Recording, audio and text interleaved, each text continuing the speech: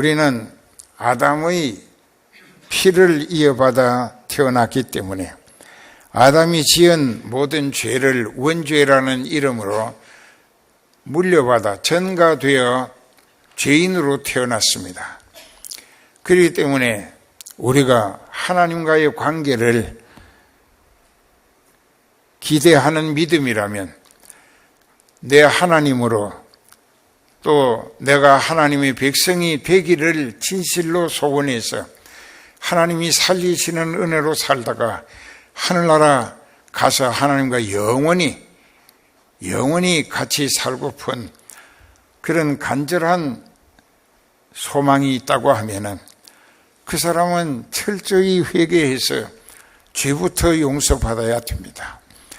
그런데 저도 그렇고 여러분들도 그렇고 죄 때문에 인생은 여러 가지로 불행을 겪어가면서 자기가 저지른 죄는 반드시 자기가 거두어서 죄값을 치르게 만들어져 있습니다. 절대로 피할 수 없습니다. 피할 길이 없어요.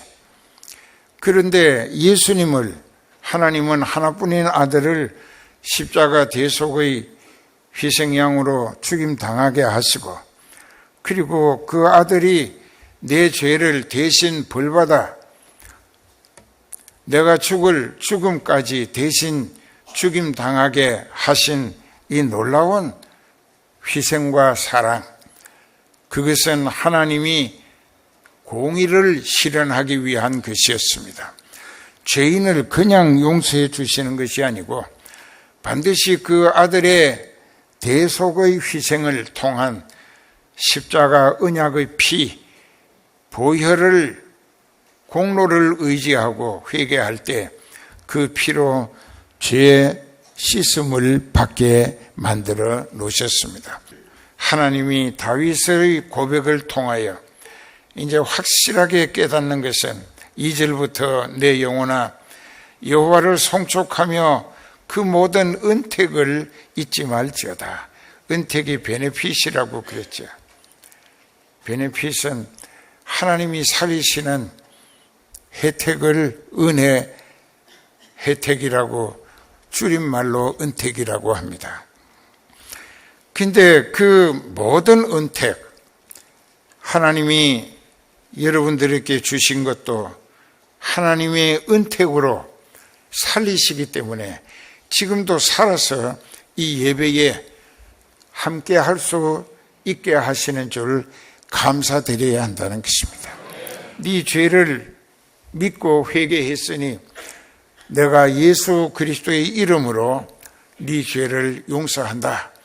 그리고 너는 이제 죄인이 아니다 하시게 될 때 내가 죄값으로 인한 불행과 고통을 이상 더 걱정하거나 두려워할 필요가 없게 돼서 하나님으로부터 용서받은 데 대한 기쁨과 평안이 내 가슴에 차고 넘친다. 온 천하를 얻은 것 같고 이보다도 더 기쁘고 평안한 것이 없어요. 그리고 하나님을 향하여 생기와 소망이 넘친다. 하나님이 아무 가치도 없고 자격도 없고 쓸모도 없고 제멋대로 틀어지고 어긋나고 그 온갖 죄악에 찌들고 상하고 그래서 지옥 가야 마땅한 죄인 괴수처럼 살았던 나를 하나님이 택하시고 불러주시어서 아들을 희생시킨 십자가 고난과 대속의 은혜로 내가 회개할 때 그 죄를 다 용서해 주신다. 어떻게? 주의 피로 씻어 깨끗하게 하시고 또 오늘 본문에도 있습니다. 동이 서에서 가장 먼 곳인 것처럼 내 죄를 가장 먼 곳에 갖다 옮기셨기 때문에 하나님은 기억도 하지 기억하지도 않으시겠다는 거예요. 그러니 이제 다윗도 그것이 황송무지하고 너무나 하나님의 은혜가 감업하고 감격스럽고 참 어떻게 그 은혜를 표현할 길이 없어요. 지금 내가 살아있음도 주님이 살리시는 은택으로 살고 있다 이게.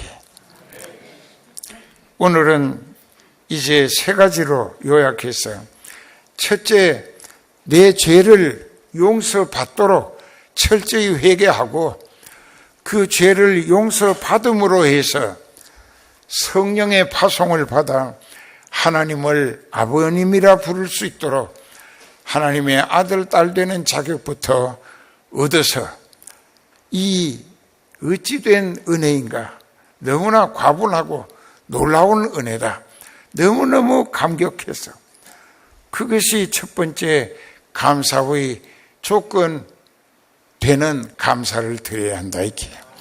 죄를 용서받음으로 저주와 형벌, 지옥에서 완전히 벗어나는 것, 그리고 천국 갈 수 있도록 하나님이 나에게 성령을 주시어서, 성령은 하나님의 영, 예수님의 영이라.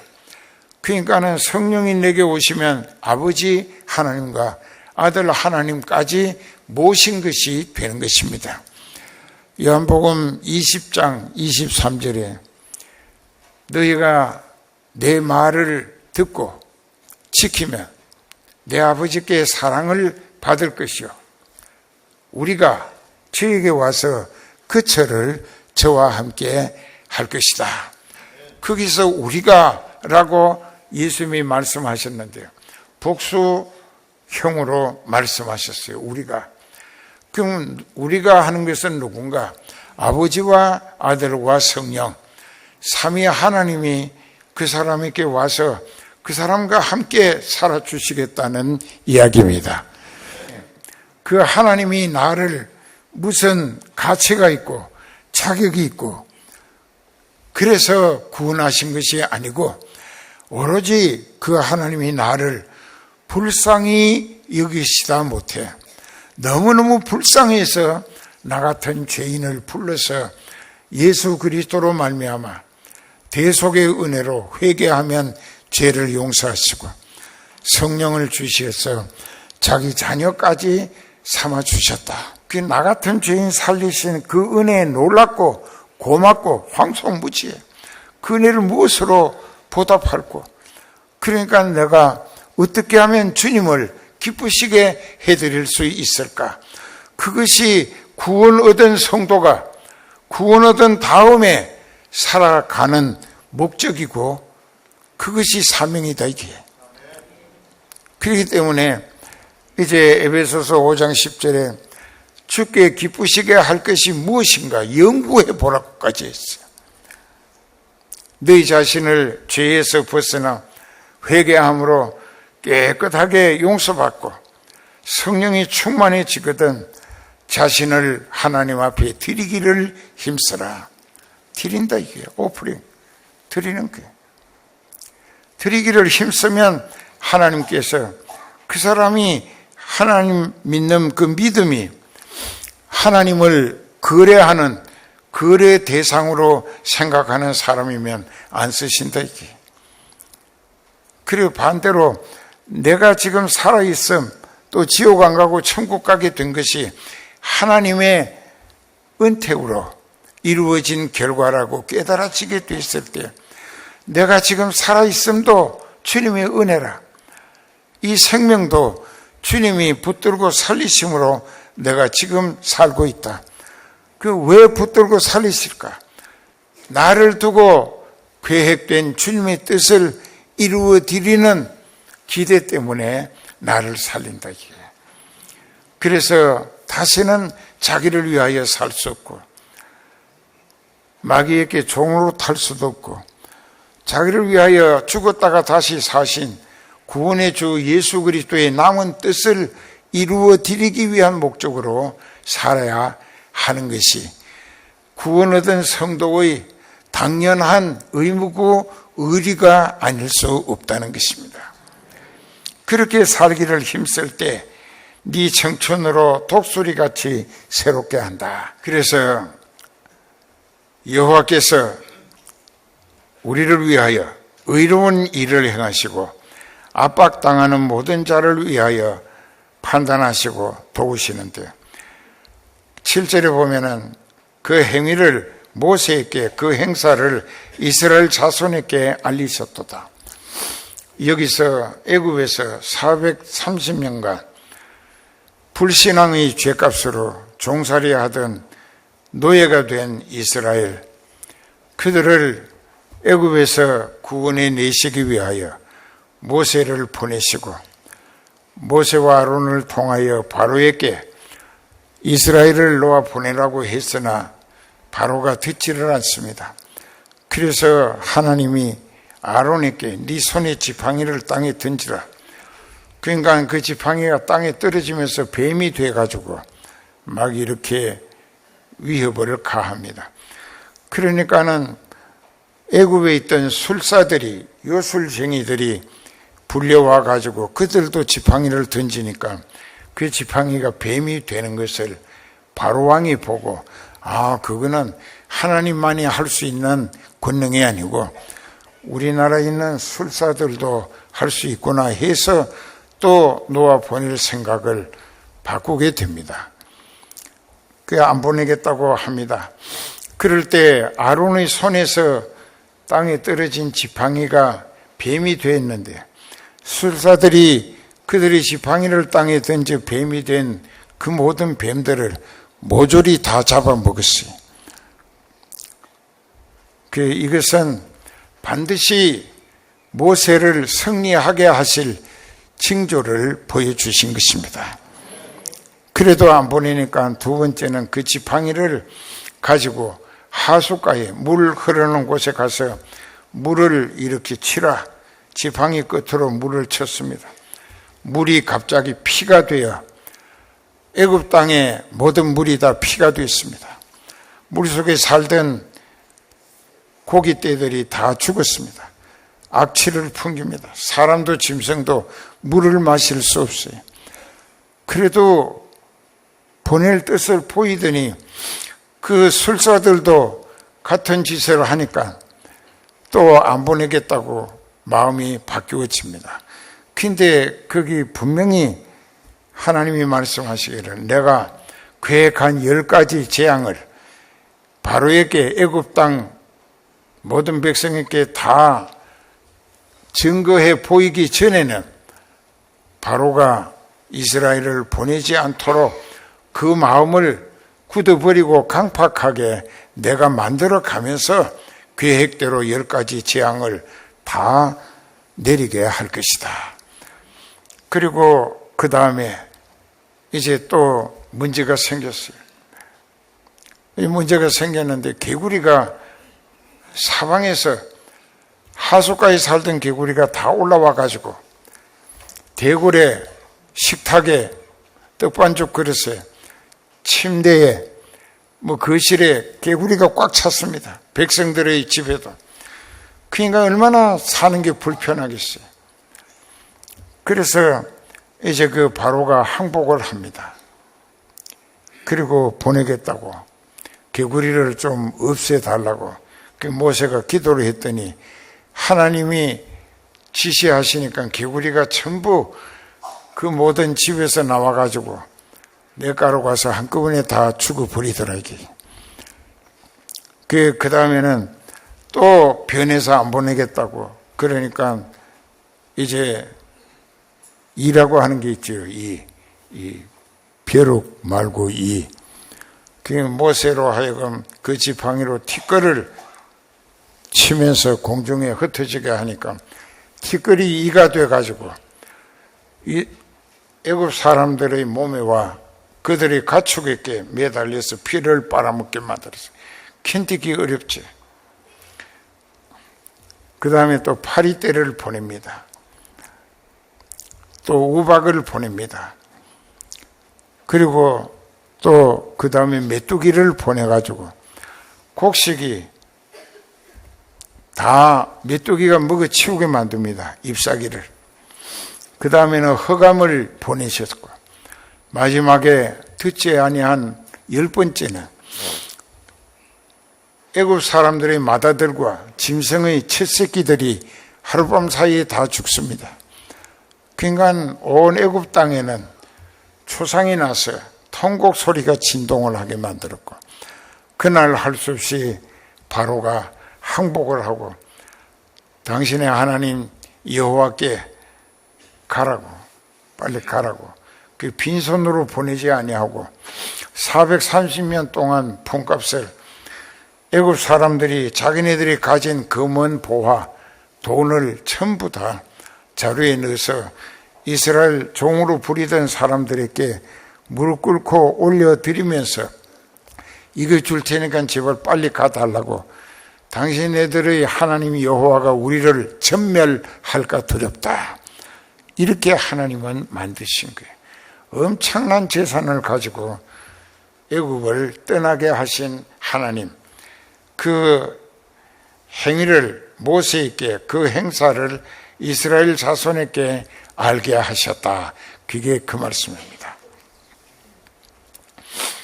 그 다음에 여호와는 자비로우시며 은혜로우시며 노하기를 드디하시고 또 인자하심이 풍부하시기 때문에 항상 경책지 아니하시며 항상 책망만 하지 않으시고 너를 영원히 품지 아니하시리로다. 회개만 하면 용서하시고 완전히 잊어버리실 정도니까 우리의 죄를 따라 처치하지 아니하신다. 우리의 죄악을 따라 갚지도 아니하셨다. 만일 내가 나쁜 짓을 했을 때 그 즉시 그 죄값으로 나를 처치해 버리셨다면 나는 지금 음부에 가 있을 것입니다. 그리고 심판받고 지옥에 가서 꺼지지 않는 유황불에 영원토록 시달릴 거예요. 그리고 이는 하늘이 땅에서 높음같이 그를 경외하는 자에게 그 인자하심이 크심이라. 동쪽이 서쪽에서 먼 것처럼 우리 죄값을 우리에게서 멀리 옮기셨고, 아비가 자식을 불쌍히 여김같이 하나님께서 자기를 경외하는 자를 불쌍히 여기시나니 이는 저가 우리의 체질을 아시며 우리가 진토임을 기억하심이로다. 자, 여기서 겸손해져야 하는 교훈이 시작됩니다.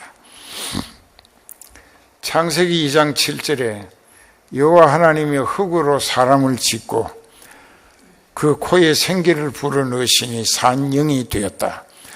이름을 아담, 즉 아담은 사람이라는 뜻입니다. 사람이라 하였더라. 그랬는데 하나님은 부모님처럼 우리의 창조자이시기 때문에 하나님은 영의 본체시고 우리는 하나님으로부터 파생되어진 분자 영을 가지고 태어났다, 이게. 그러니까 영적으로는 부모님이 하나님이. 그랬는데 아비가 자식을 불쌍히 여긴 것처럼 하나님께서 자기를 반드시 조건, 자격 기준으로 경외하는 자라야 불쌍히 여기신다. 경외가 무슨 뜻인가? 11절과 13절과 17절에 경외하는 자라야 구원하신다라고 되어 있습니다. 경외가 무슨 뜻이냐? 이렇게 공경할 경자고 두려워할 의자입니다. 한문으로 두려운 마음으로 하나님을 섬기기를 소원하는 사람, 그 사람이 하나님을 경외하는 사람이라.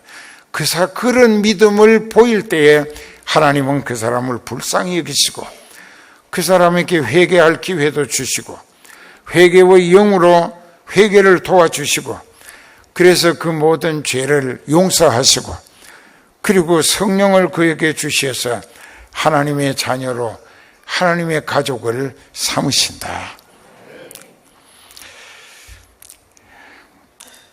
그렇게 하시는 이유가 하나님이 우리를 흙으로 육체를 만드셨다, 이게. 그래서 우리는 너무나 연약한 존재야. 이 육체가 우리의 체질을 하나님이 만드셨기 때문에 하나님이 너무 잘하셔. 의사가 진찰을 아무리 세밀하게 해도 우리 몸의 병을 구체적으로 다 확인해내지 못한다 할지라도 하나님은 다 아신다. 자기가 흙으로 만든 몸뚱아리 어디가 어떻게 고장났는가 잘 아시는 거예요. 그래서 우리의 체질을 아시는데 우리가 진토라, 여기 진토란 말은 한문으로 이렇게 하는 티끌 진자고 흙토자입니다. 티끌과 흙으로 우리 몸이 이루어졌어요. 그래서 우리가 죽으면 영혼이 떠나게 될 때 우리 몸은 흙으로 되돌아가는 반납을 하는데 이것을 장례 치른다 합니다. 인생은 육체만 자기 존재의 전부로 알고 자기 인생의 영적인 가치, 존재 무시해버리고 육체뿐인 인생으로 사는 사람은 어떻게 살게 되느냐. 풀과 같다. 풀은 봄이 되면 싹이 나서 줄기가 자라고 가지도 피어나고 꽃도 피고 열매도 맺지. 그런데 가을이 돼요. 열매도 다 떨어지고 잎사귀도 낙엽으로 제각기 다 흩어져 가고 그 줄기가 남았는데 그만 북풍 한슬이 몰아치고 그렇게 되면 그것도 말라서 바람이 날려가지고 그냥 꺾이고 부러지고 바람이 뒹굴다가 어디로 가서 어떻게 없어졌는지 모릅니다. 이것이 풀의 생애라. 그 풀에게는 꽃 피고 열매 맺는 것이 본연의 사명인데 우리 사람은 육신이 자기 가치의 전부로 알고 사는 사람은 그렇게 산다 이게. 그저 이 육체의 욕구를 위해서 그 가룟 유다처럼. 그런데 인생은 그 한평생이 풀의 꽃과 같고 그 인생이 원하는 육체적 영화는 들의 풀의 꽃과 같다. 그것은 바람이 지나면 없어지나니 그곳이 다시 알지 못하거니와 여호와의 인자하심은 자기를 경외하는 자에게 여기도 조건부입니다. 하나님을 두려움으로 섬기기를 원하는 자에게 영원부터 영원까지 육체뿐인 인생으로 사는 인생은 흔적도 없이 그의 육체가 썩어 흙이 되고 그 영은 어디로 가느냐? 음부로 지옥으로 갈 수밖에 없다. 그러나 회개하고 죄를 용서받아서 성령의 지시고 인도하심 따라 하나님 은혜 보답으로 더 잘 섬기기를 두려운 마음으로 소원하는 자에게는 영원부터 영원까지 이른다. 하나님이 영원히 살리시고 함께 살아주신다는 이야기입니다. 이래서 우리는 영생을 한다는 것입니다. 요한일서 5장 13절에 사도 요한을 통하여 하나님이 주신 말씀이 내가 너희에게 이르노니 너희를 위하여 너희에게 영생이 있음을 너희로 알게 하려 함이라. 영생이 있다 이게 성령 받은 사람은. 그래서 영원히 사는 것입니다. 그 이제 여러분은 어떻게 사실까? 육체의 입장만 위하여 살다가 지옥 갈 것인가? 그리고 영적인 소망을 목적으로 다윗처럼 오늘 깨달아서 회개 철저히 함으로 죄를 용서받으면 성령 주시게 돼 있고 성령 받으면 하나님의 가족이 되고 하나님의 가족은 하나님이 쓰시는 만큼 기대 가운데 눈동자같이 보살피시고 하나님의 조건으로 살리시면서 하늘나라 확장을 위하여 요긴하게 쓰시다가 하늘나라 영광 중에 영생 복락을 하나님으로 더불어 누리게 해 주신다.